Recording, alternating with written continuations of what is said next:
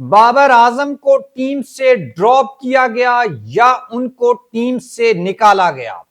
बाबर आजम के ड्रॉप होने पर कौन खुश हुआ तो किसने आंसू बहाए, और उससे भी इंपॉर्टेंट चीज, दूसरे मुल्तान टेस्ट में पाकिस्तान के जीतने की प्रिडिक्शन इंडिया से क्यों आई है, और पाकिस्तान की जो टीम है उसमें सेकंड सर्जरी का जो फेज 2 है वो स्टार्ट होने जा रहा है। उस हवाले से कुछ बड़ी इंपॉर्टेंट डेवलपमेंट्स हैं, और हमने तो शायद बाबर आजम के ड्रॉप होने से 5 दिन पहले आपको बता दिया था। मुल्तान टेस्ट में पहली इनिंग्स थी और बाबर आउट हुए थे, हमने वीडियो बनाई थी और आपको बता दिया था बाबर साहब जा रहे हैं। ये हमारी प्रिडिक्शन कैसे सच साबित हुई, ये भी इस वीडियो में हम एक्सप्लेन करेंगे।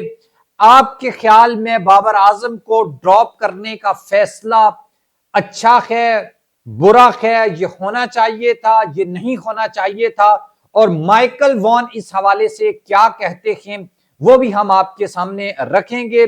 इससे पहले कि आगे बढ़ें, आप हमारे चैनल को सब्सक्राइब कर लें, बेल आइकन को प्रेस कर लें, और आपकी ओपिनियन चूंकि बहुत ज्यादा इंपॉर्टेंस रखती है, आप भी लाजमी इस पूरे टॉपिक के ऊपर अपनी राय लिखिएगा कमेंट बॉक्स में।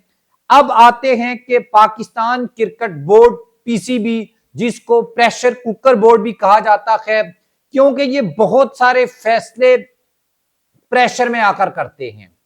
मतलब ये कि बाबर आजम के खिलाफ सोशल मीडिया पे कैंपेन चली और उसके बाद आपने बिना सोचे समझे उसको निकाल दिया। अब बोर्ड ये कहता है कि बाबर आजम को रेस्ट दी गई है।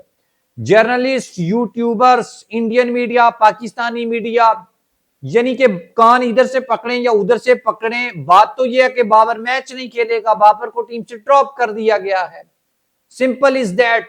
अब ये आकर सफाइयां दे रहे हैं अजहर महमूद साहब कि बाबर आजम जो है उसको ड्रॉप नहीं किया गया, उसको आराम दिया गया है, और बाबर आजम हमारा नंबर 1 प्लेयर है। और सिलेक्शन कमेटी के सामने एक बड़ा अहम सवाल था, तो अगर आपने बाबर को रेस्ट देना है या बाबर ने खुद रेस्ट लेना है तो बांग्लादेश के खिलाफ आप देते, आप उसको जिम्बाब्वे के खिलाफ ना खिलाएं।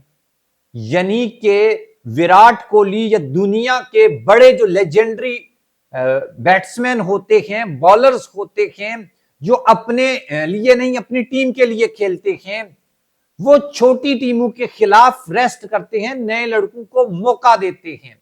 इस तरीके से साल का साल उनकी रेस्ट भी चलती रहती है, और वो important match, sorry unimportant match, like आप 2 मैच जीत गए हैं, सीरीज आपके नाम होगी, आप तीसरा नहीं खेलो।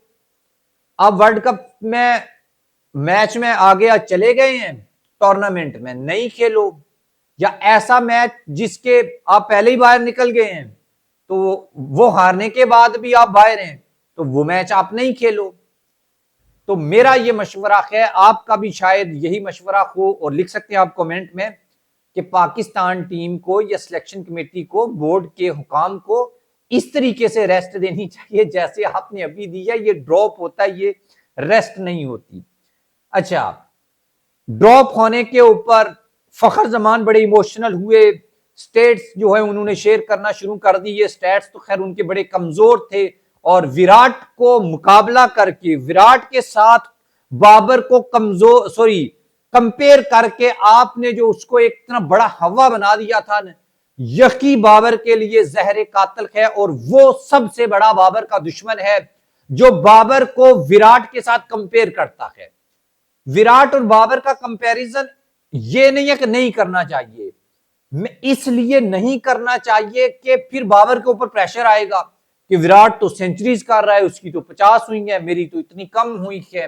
ये ज्यादती है, किसी भी प्लेयर को किसी बड़े प्लेयर के साथ कंपेयर कभी भी नहीं करना चाहिए। उसके ऊपर परफॉर्मेंस का प्रेशर रहता है और वो फिर परफॉर्म नहीं कर सकता। उसके बाद इंडियन मीडिया बाबर आजम और शहीन शाह अफरीदी, नसीम शाह को ड्रॉप करने के बाद ये कह रहा है कि अब पाकिस्तान मैच जीत सकता है, क्योंकि वो खिलाड़ी जिनके ऊपर बड़ी तवक्कुआत थी, हौफ थी कि ये पाकिस्तान को जितवाएंगे, जब वो परफॉर्म नहीं करते थे, बाकी टीम भी जो है वो जीरो हो जाती थी, प्रेशर में आ जाती थी। तो अब ये नहीं है, तो अब दूसरे खिलाड़ियों को पता है कि हम ही ने परफॉर्म करना है और हमने ही जितवाना है।